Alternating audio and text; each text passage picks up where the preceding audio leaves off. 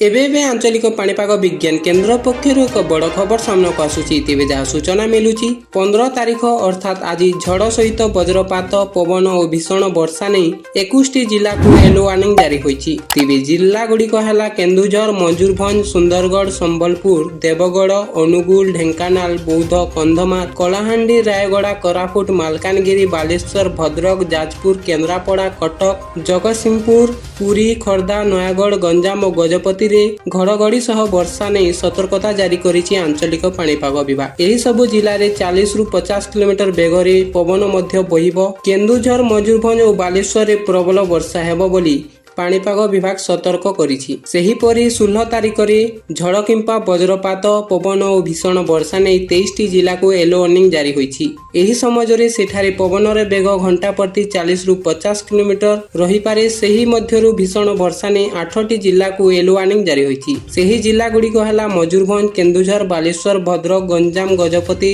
रायगड़ा, कोरापुट। सेहीपरि 17 तारिख में झड़ किंपा वज्रपात और पवन नहीं 17 जिला को येलो वार्निंग जारी होईछि। एही समय सेठारे पवन रे बेग घंटा प्रति 40 ରୁ 50 किलोमीटर रही पारे। अन्य पक्षरे 18 तारिख रे कोनोसी चेतावनी नथिले मध्य किछि स्थान रे हालुकार मध्यम धरणर वर्षा होई पारे बोली आंचलिक पाणीपाग विभाग सूचना देइछि।